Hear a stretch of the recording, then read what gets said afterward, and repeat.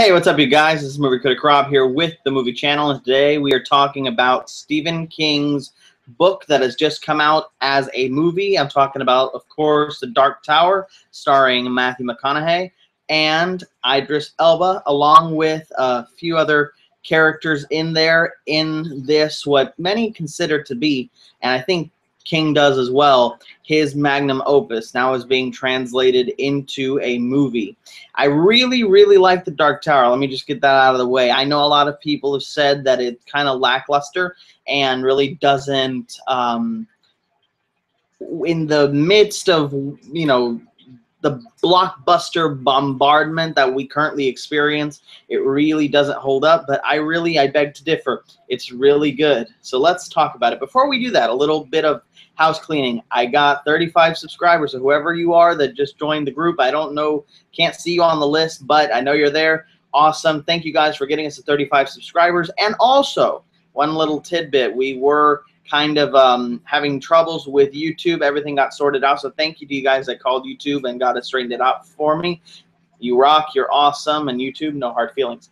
So, The Dark Tower. The story, and again, non-spoiler, so I'm going to just give you the non-spoiler first, and then we're going to jump into spoilers after, but I'll let you know when. The Dark Tower focuses around the aforementioned, or the Dark Tower that is in the title.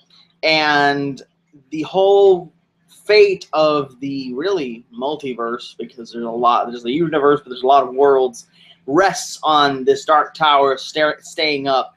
And of course, there is a plot to overthrow the Dark Tower by Matthew McConaughey's Man in Black. Yes, that's what he's called in the movie. Pretty awesome, but he does have a name also in the film. And of course, on the good side, there is Idris Elba playing the gunslinger. And of course, there is more to the story, but really that's all I'm going to tell you so that you can enjoy this movie as I got to. I really knew nothing about this movie going in, and I like that. I like, you know, going into a movie knowing nothing and just letting the movie unload on itself instead of having the trailers do it for me. Like I said, I really like this movie.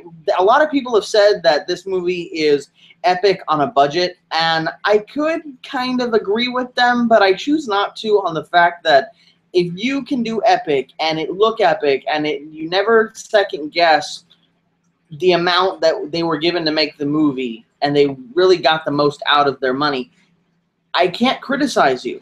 And like this movie, I can't criticize this movie for being epic and yet small scale at the same time because it did it well. So I really can't fault them for that. I mean, the plot, as far as negatives go, and I'm just going to get the negatives out there, the plot maybe you could say was a little meandering and it got slow towards the middle of the movie, but I really enjoyed it. I really enjoyed the world that they created, and especially a lot of Easter eggs if you're a King fan, as I am. So I picked up on a lot of it, which I'll talk in the spoiler section of this video. So the movie, like I said, really enjoyable movie. I really love the performances by Idris Elba and Matthew McConaughey. I like the worlds that they created. I like the design of the movie. And I really hope that this warrants a sequel because I really want to see what they could do going forward with this, because the story gives you a very finite ending. So it doesn't feel like it could go anywhere. But then again, it is Stephen King, so who knows? And this, I know, is a book series, so I'm pretty sure that they could continue it somehow. Yeah, go out and watch this movie. There's a lot of movies that I'm recommending that a lot of people don't recommend, like King Arthur, Legend of the Sword, Transformers, The Last Knight, The Mummy. A lot of these movies you need to go and watch and make your own opinion having seen them. Because I think if you just go by what everybody's saying, it's really easy to just bash these movies like they're doing with The Dark Tower now.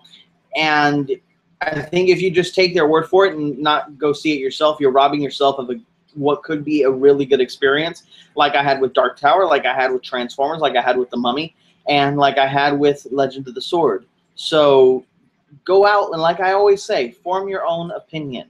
That's the best thing about this business, is that you can watch a movie. You can still watch us that are giving you our thoughts, but a good reviewer worth its salt will tell you. Listen to what we have to say, obviously, but form your own opinion. Go out and see it yourself. We're just here to give you a little taste if we're good enough, of the greatness that lies on the screen. And that's the beauty of movie making and movie magic and going to the theater and experiencing it. And it's why we do what we do. It's why we sit and we review films ad nauseum, because we love it. We love going to the theater. That experience grips us, and we don't want to rob you of that by us doing what we do. In fact, we want to help you do what you do and enjoy your movie even better by giving you the nitty-gritty while not ruining the movie. So with that said, let's hop into the spoilers. And there are quite a bit of spoilers because this is a King movie, and there are specifically, and I'm buying time to get you out of here, so I hope that if you're here still, that means you are wanting to be spoiled or you've already seen the movie and therefore don't care. So spoiler time. Here we go. The movie has a lot of references to a lot of other King novels and King writings. I picked up on a few.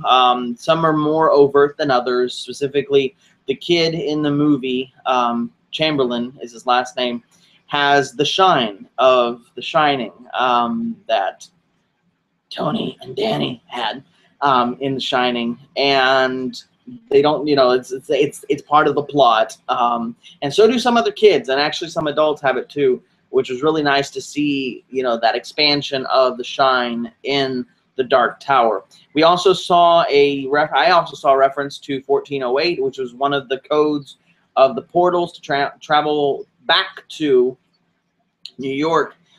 And I haven't seen 1408, so I don't know exactly what it deals with, but I know about it enough to know that that was a reference. A lot of references, and I don't know if this is because the movie's coming out soon or what, but there was a lot of references to the movie It, and specifically Pennywise. I read that actually the Dark Tower is how Pennywise gets into our world, because he's one of the demons that's allowed into the world, like we see in the movie that some demons, every time the Dark Tower is attacked, there's cracks, so maybe that's how Pennywise gets in. But there is other references to Pennywise. For example, there's an abandoned theme park that Idris Elba's character, the gunslinger, doesn't know exactly what it is. He just knows it's something. And Tom Chamberlain, I believe is his name, Tom Chamberlain, the little kid, tells him this used to be a theme park. And on the, you know, because amusement parks have that cartoony outline with the lights, you know, to tell you this is an amusement park.